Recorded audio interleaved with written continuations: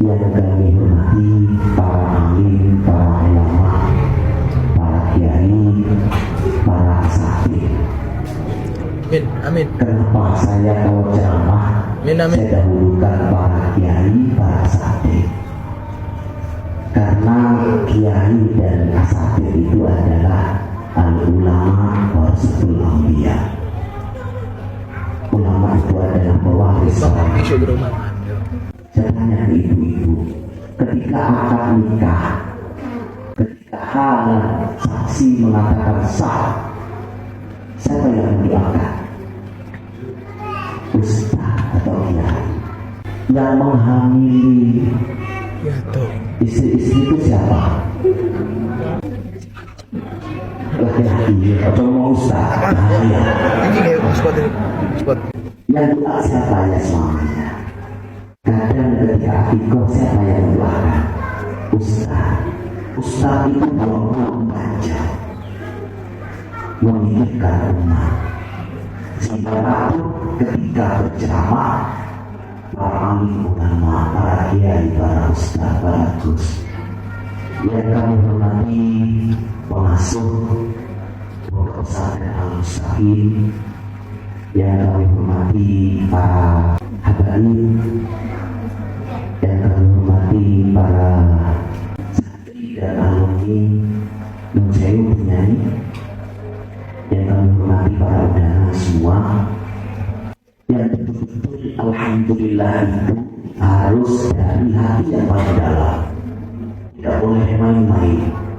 Karena ketika mengucapkan hamdalah, alhamdulillah, bersyukur atas semua nikmat Allah yang Allah berikan. Hari ini kita di sini ini bersyukur kepada Allah. Roh masih ada di jasad ini, bersyukur kepada Allah. Ada sebuah cerita di Sidoarjo di rumah saya. Seorang kiai itu punya kuda dulu tahun 90-an ke bawah kurang lebih.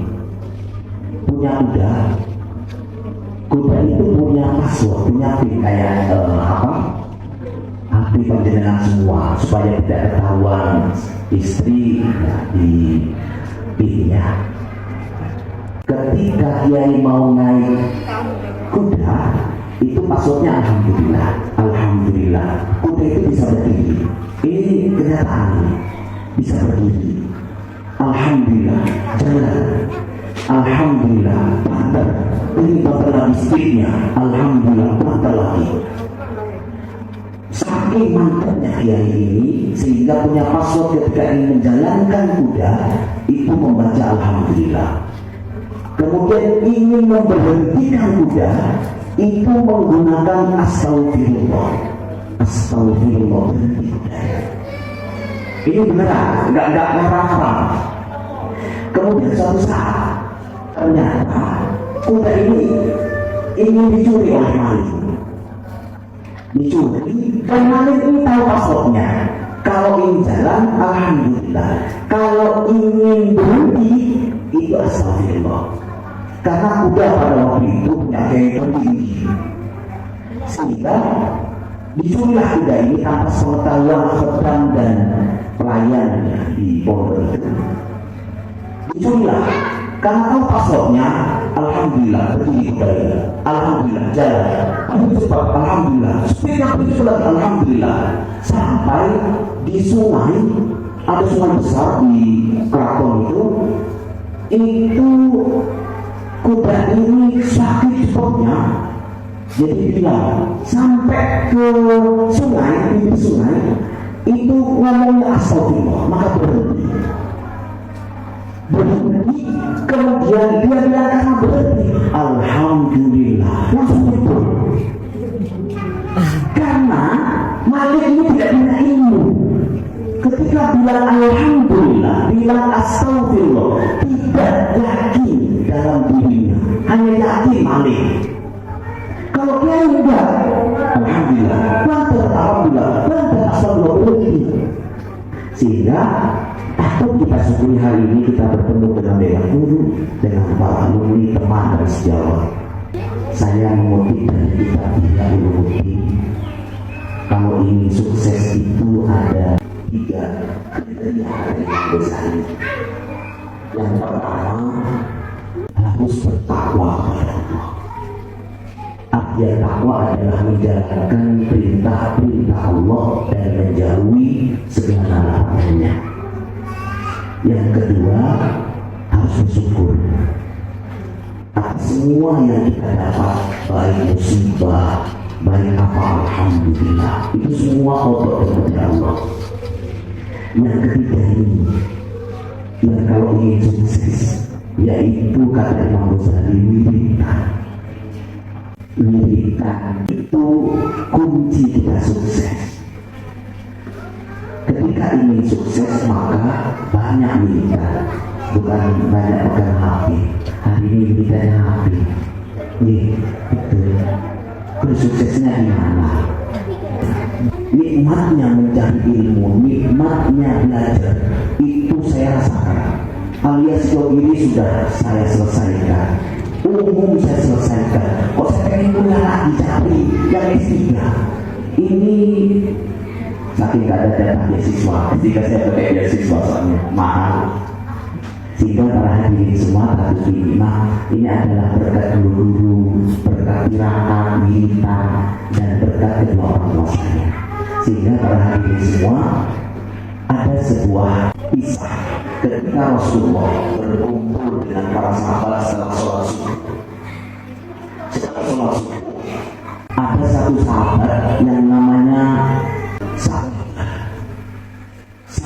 Ini diperhatikan oleh Rasulullah. Pertama, dia tidak wiridan, langsung terus habis sholat dengan Rasulullah, habis sholat dengan Rasulullah, sehingga dipanggil oleh Rasulullah.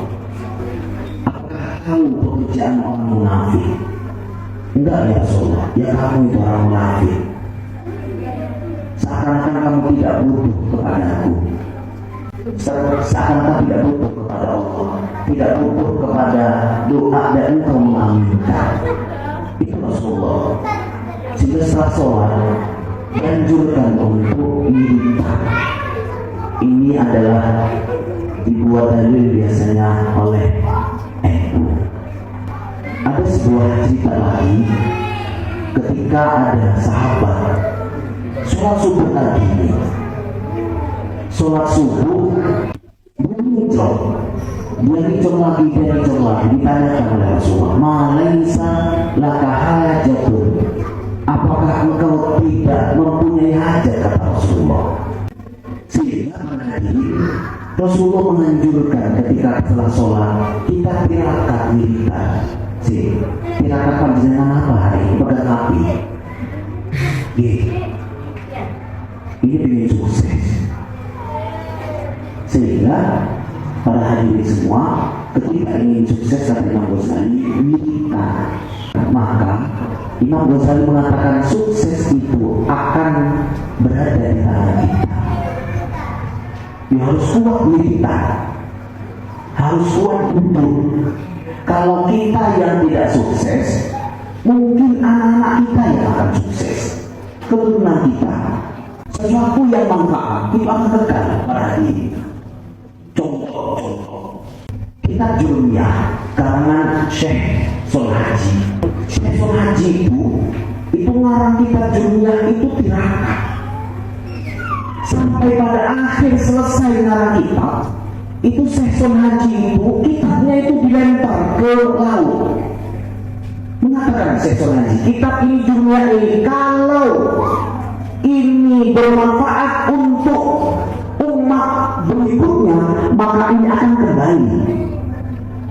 Sebelum Syekh Solhaji itu ada di kamarnya, di tempat pengarang kitabnya ini, kitab yang dilempar ke